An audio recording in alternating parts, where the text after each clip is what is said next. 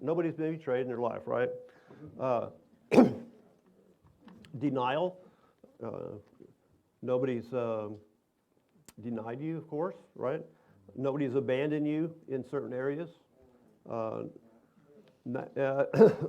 nobody's been corrupt or lied about you. How about that? That happened to you? Um, I don't know. I could give examples, but you're probably saying, please don't. and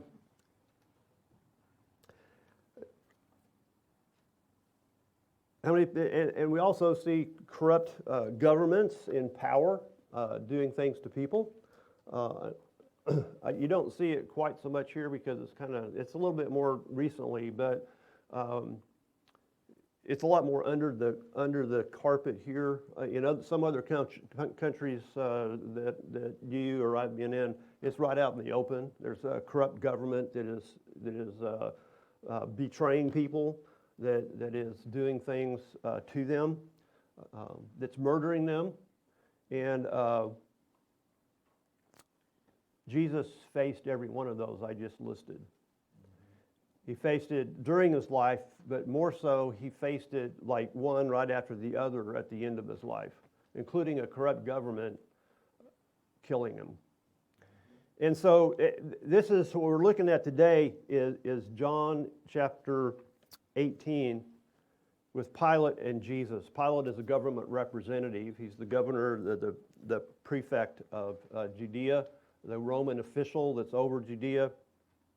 And so we're looking at a discussion between Pilate and Jesus, who has just been denied, who's just been abandoned, who's been betrayed by one of the people that he chose, who has people that are his people, Jews, his elite leadership, lying about him. And now we have a corrupt government that has the power to kill him and will.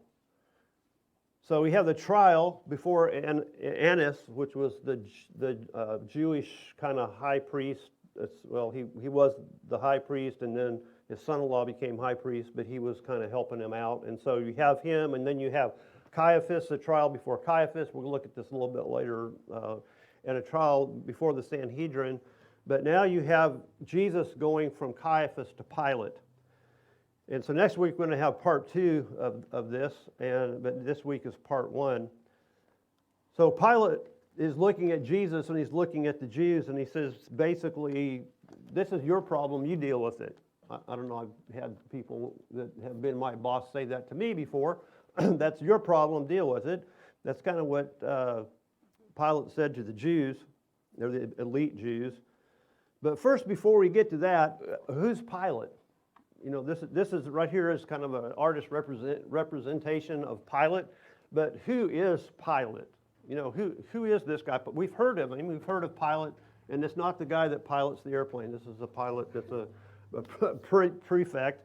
He's actually the Roman prefect of Judea. He was that official from 26 to 36 AD, which was the time that Jesus was ministering, and he was he offended both the Jews and the Samaritans, which is pretty hard to do because the Jews didn't like the Samaritans. So he offended both of them. When he came in, he had standards with Caesar's name, Caesar's image on it. Now, what was an image to the Jews? That was really bad. So he had Caesar's image on these banners, and he walked through the city of Jerusalem with Caesar's image on these banners. And then he coined coins for Judea with Caesar's image on it. Got the Jews offended, and that's not just all. There just wasn't that. There was also killing without trials and different things going on that he made the Jews mad. But he made the Samaritans mad. There's a guy that decided that he knew where Moses had hidden the gold from the tabernacle. And it was on top of Mount Gerizim, and he knew exactly where it is. So this was a conspiracy theory. He got a bunch of people, or a number of people that were kind of bought into this conspiracy theory, armed to go up and get this gold. And so Pilate thought this was an insurrection, so he went and killed them all. And that made the Samaritans pretty upset. So he offended both the Jews and the Samaritans. He ordered the crucifixion of Jesus at the instigation of Jewish elites, right? We know that. He ordered the crucifixion of Jesus. He didn't listen to his wife. That's probably the worst one. Matthew 27, his wife had a dream and said, you need to leave this guy alone, Jesus. And he didn't listen to her. He was called back to Rome and charged with cruelty and oppression, killing men without a proper trial. And he died somewhere between 36 and 39 AD. Tradition says it was suicide on the order of the Caesar, although we don't know exactly what. Although some traditions, like Ethiopian Coptics, actually have him as a saint. Kind of a little weird because they say he became a Christian later on, and so they have him as a saint. And we do know that he was real because in 1961 there was an archaeologist that found a stone engraving with his name on it. And so in Caesarea, where the headquarters were. So the Jewish elite take Jesus to Pilate, from Caiaphas to the Praetorium. And if you want to turn in your Bibles to John chapter 18, and that's 28, verse 28, and we see they led Jesus from Caiaphas into the Praetorium, and it was early, and they themselves did not enter into the Praetorium, so that they would not be defiled, but eat the Passover. So they bring Jesus, they had their kind of religious trial, so they bring him over to Pilate's house, basically, where his headquarters is. And so, now who's Caiaphas? He was the actual high priest. The other Gospels talk about Jesus before Caiaphas and Jesus before the Sanhedrin. John doesn't record that, but that's why you have Caiaphas. He starts after those two kind of events, and then he goes to Pilate. And so where was the Praetorium? Well, here is a map, because everybody loves maps, right? Does everybody love maps? Say it. Yes, I love maps. And so here, I'll try this. Oh, it's not plugged in, so I can do this. This is Caesarea. Maybe I can't do that. The battery is dead. This is Caesarea right here. This is the capital, actually, of Roman Judea. It's not Jerusalem, it's Caesarea. And so this is where he normally is. But what's happening right now in Jerusalem? Anybody? Passover. Lots of people coming into Jerusalem. And what are the Jews? Pilate's view of the Jews? A bunch of hotheads. Sorry. That's what he looks Jews as. So what does he do? He wants to be in Jerusalem to make sure there's no trouble. And so that's why he is in Jerusalem, because it's Passover and there's a bunch of Jews. 70 years later, of course, well, a little less than 70 years, the Jews are really going to get hothead. There's going to be a rebellion and they're scattered everywhere and Jerusalem is destroyed. So it's not an unusual situation that Rome sees, the Jewish area as kind of a tinderbox. And so Pilate comes down and making sure that they don't get in trouble or they don't cause trouble. So now he is in Jerusalem. That's why Jesus can go to Pilate. And so here is Jerusalem, another map, because we like maps. This is basically Jerusalem at the time of Jesus. This is traditional places about where these things are. So right over there, I'll even show you if I don't get caught by the wire. This is Jesus. Caiaphas' house is down here, traditionally. All right? So he goes from here, he was over here originally, here where he was arrested, taken down here, and then he is probably going here. Although some people think he's going here. Okay? Actually up here. It's too close. Which one? Was it here? Next one. This is the Jewish fortress right next to the temple. This is the temple outside of the court of the temple right down at the bottom. And this is the Fortress Antonia. And some people think it was actually bigger than this, and the temple was moved someplace. But this is one place he could have been, is right next to the temple. But the other place he could have been is Herod's palace. And this is probably where he was Herod's palace. And this next one, I think there's another, yeah. And so he went right from here, Caiaphas' house, up to Herod's palace. And so Pilate is probably there. I'm having a lot of trouble with this. Maybe you can edit that out. We'll get Becky to do it. What's that? Yeah. So the Jewish elite take Jesus to Pilate, from Caiaphas to the Praetorium, where we talked about. So Pilate goes out to talk to him. Now, if you're a Jewish person, you cannot go into a Gentile house because that will make you unclean. And so this is why probably it was Herod's palace. So they couldn't go inside the house because that would make them unclean. They didn't want to be unclean because they wanted to eat the Passover. So they wouldn't go in. We're not going in.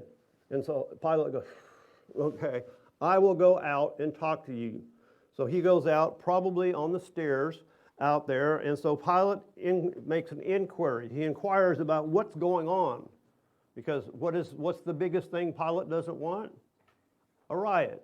He wants to maintain the peace. So he says, we got a number of Jews here that are upset with this guy. So what's going on here? See, and he says, now what do you say he did? Verse 29. Therefore Pilate went out to them and said, what accusation do you bring against this man? Not the real charges, trumped up charges. Basically, in verse 30, what is he? What do you bring to this man? You know, what's the charges? He's bad. That's what he is. He's evil. And that's exactly what they say. In verse 30, they answered and said to him, if this man were not an evildoer, we would not have delivered him to you. Because for Pilate to deal with Jesus, he had to be an evildoer. He didn't care about their religion. He didn't care if Jesus was making fun of them or anything like that, as long as it maintained the peace. He only cared if Jesus was trying to go against Rome. And so that's why they said, he's doing evil. Well, you deal with him under your own law. So Pilate said, take him yourselves and judge him according to your law. And the Jews said to him, we are not permitted to put anybody to death. You won't let us kill him. That's basically what they said, which was sort of right, but also sort of not right. Because we don't know, historians don't know exactly what the Jews here are talking about. Now, they could have been flat out lying. They could have been telling the truth here in terms of Rome would not let the Jews kill people in capital punishment. The Jews generally killed people by what? Stoning. That's right. And who got stoned like not too far later after this? Stephen. Okay, right outside of the Sanhedrin. And who was holding the coat of the people that were stoning him? Paul. Now, this could have been a riot, or it could have been the Jews actually exerting capital punishment on somebody that was denying the Jewish religion. We don't know. But one thing the Jews could not do was crucifixion. And that's what they wanted. They did not want to stone him. They wanted him crucified. Why? Because what would that mean Jesus was? Cursed. Yep, that's exactly what it means. The crucifixion was necessary, even though the Jews didn't really understand that, to fulfill prophecy about him being on a tree, to fulfill the lifted up in Numbers where the snake was lifted up on a tree. And so the Gentiles and the Jews both would be responsible for this situation. Everybody is responsible. That's symbolic. The Gentiles symbolized by Pilate, the Jews symbolized by the elite. Everybody is responsible for what happened to Jesus, not just Jews. But they wanted a particular kind of death, the cursed one. So Pilate discusses with Jesus. He says, okay, I need to figure out what's going on. So he leaves them on the steps and brings Jesus inside. Therefore Pilate entered again into the praetorium, that's inside, and summoned Jesus and said to him, are you the king of the Jews? Or it could be like, so, you're the king of the Jews? Either one is, the Greeks is like, could be either way. Either just a regular question or like sarcastic. And so Jesus says, where did you get that kind of idea? And then, so it's like in 34, and Jesus says, are you saying this of your own initiative, or did others tell you about me? That's kind of a hint. It's exactly what happened, is that the other people said, he's saying he's king of the Jews, which would have been what? Not good according to what Pilate was supposed to be enforcing in Judea. There's not supposed to be another king. They already had sort of a king in Herod, and so somebody standing up and saying he's another king, not a good thing, because he can draw people. That's why the Jews, they talk to him about how many people he had, how many disciples he had, to draw people, to show Pilate this guy's leading this military band. He's proclaiming himself king. So where did he get that idea? He said, now there's just kind of going back a second. There's 6 trials of Jesus that we kind of hinted at before. There's before Annas, which we looked at in John 8. And then in Matthew, there's before Caiaphas and the Sanhedrin. And then back before Pilate here in John. And then Pilate actually sends him to Herod after he finds out he's Galilean in Luke. And then back to Pilate in John 18, where he's sent to be crucified. So there's like 6 different trials. There's 3 religious, 3 political. And from Luke, we know the charge. According to 23:2, they accused him of 3 different things. Luke 23:2, subverting the nation. Now, they weren't talking about the nation in terms of Jewish nation. They were talking about nation in terms of the Roman Empire. Opposing the payment of taxes to Caesar.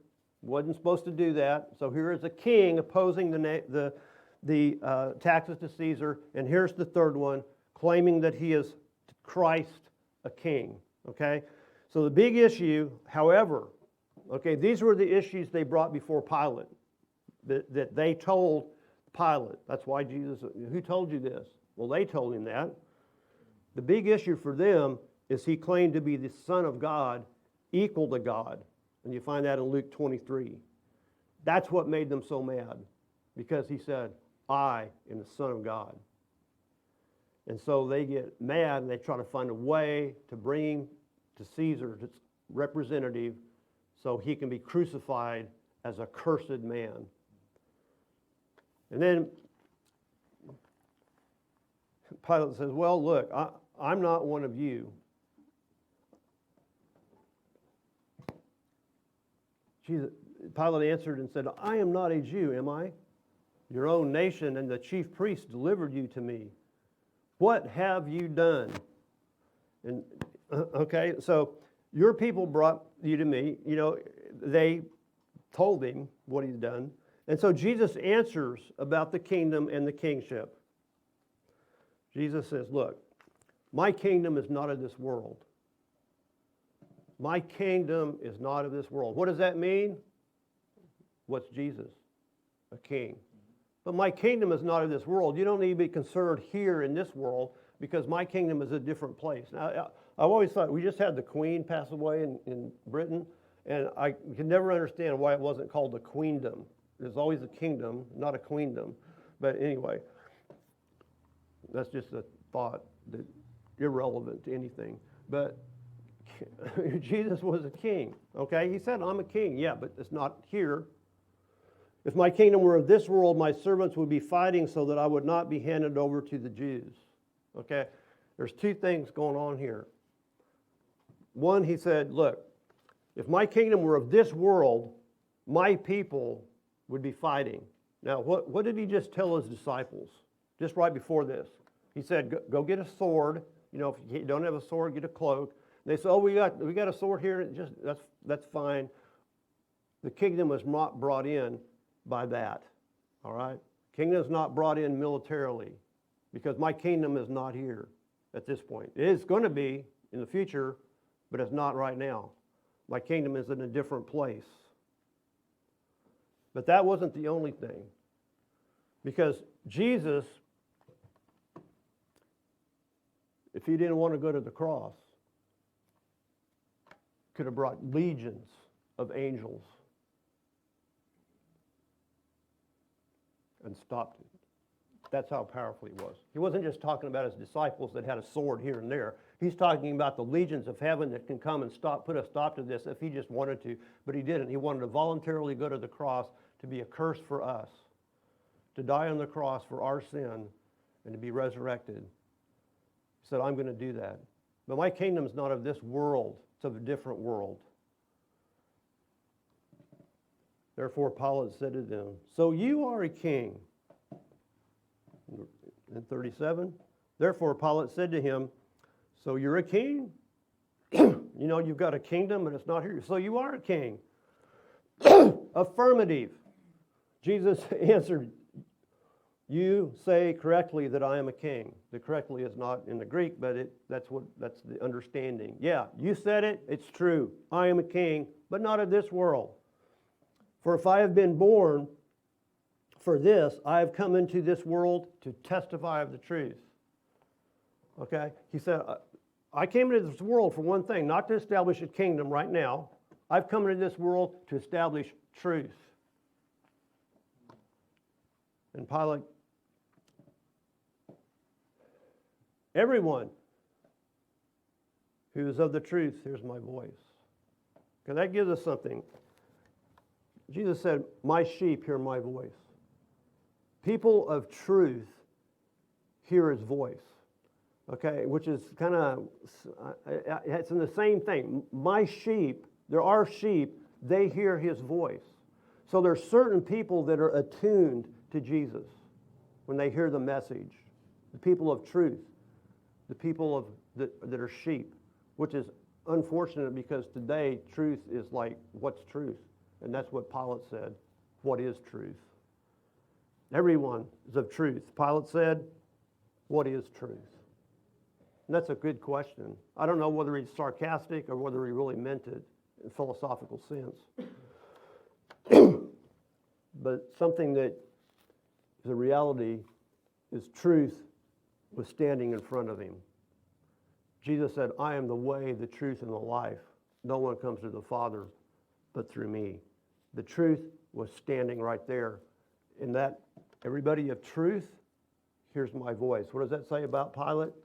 He wasn't of truth. And when he said this, excuse me, he went out again to the Jews and said, I find no guilt in them. You know, this is a philosophical discussion with your stuff. It's not really. It's a king out of this world. You know, he's kind of a nutcase, but it's not, he doesn't look, bad to me, So the Jews reject Jesus again. Pilate said, when he had said this, he went out again and to the Jews and said to them, I find no guilt in him. And it's in this context his wife comes in and says, don't have anything to do with him. And it says, in fact, there's a custom that I release somebody. Who should I release? Should I release this? I should release him, right? No, Barabbas, who was an insurrectionist and a murderer and a burglar. They wanted an evil person.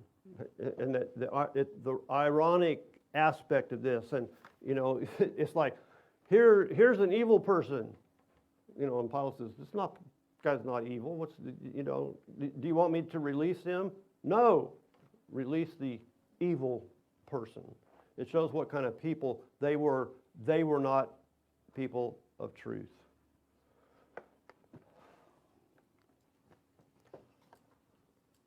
So, we're done. So what does this mean?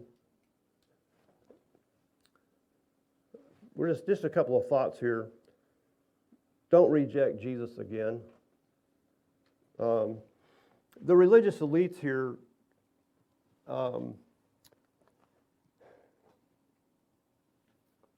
rejected Jesus again and again and again. And each time it was like a little worse. Okay? They wanted to kill him, and they rejected him. But then there's others that were there, that were around, that accepted him because he brought them miracles and he brought them goodies.